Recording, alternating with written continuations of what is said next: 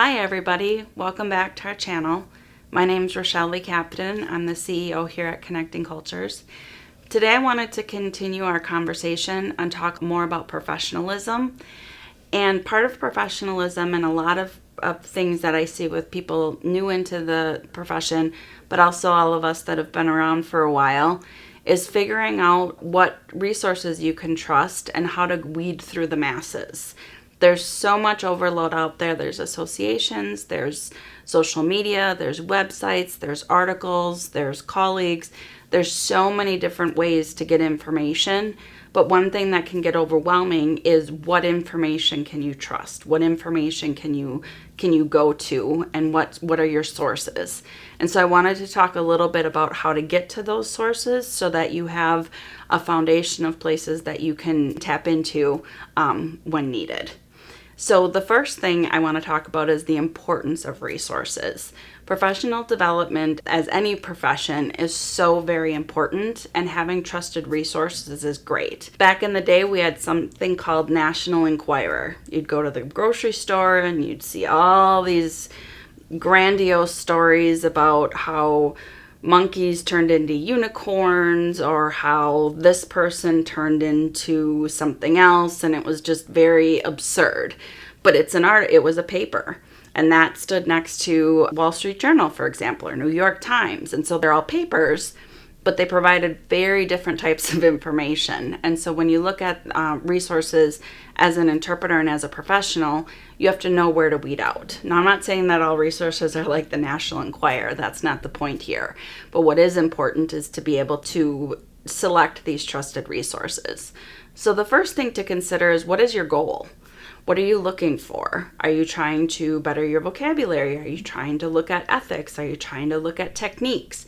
What is it that you're looking for? Because each fountain of information is going to offer you different types of things. Are you looking for an area that has language specific where you can speak in the second language other than English and be able to talk to people? Are you looking for something that's really funny? Are you looking for different images? What is it that you're looking for? And so it's important to kind of have that goal in mind so that you can get to finding your resources that are going to be your go-to.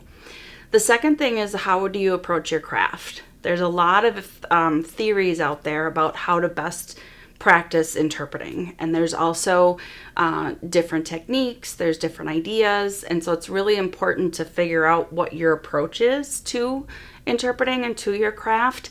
How do you view the code of ethics? How do you execute? What are your thoughts and ideas? Do you make eye contact? Do you not make eye contact? What is your role within the encounter? And really understanding where you stand on that position and how you execute your craft is going to help you find associations, groups, social media that's going to help to support that. The biggest thing that I like to talk about when looking at resources, I'm a book nut, and I have probably hundreds, if not thousands, of resource books. And so I'll suggest a book to somebody and they look at me like, oh my gosh, you want me to read 300 pages about stargazing?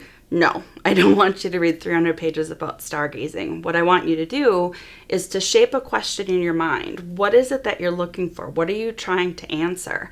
And then that way, when you get to your resources, you can hone in on what it is that you're looking for. Because again, all of these things can be very overwhelming and it's constantly coming at us. But as you start to hone in on where your trusted resources are, it's going to be a lot easier to continually fill up your bucket with new and good information. Finally, after you ask your question, instead of leaving all of the power to somebody else, try and answer it on your own. Try and think about your own thoughts and ideas about what the answer is to that question.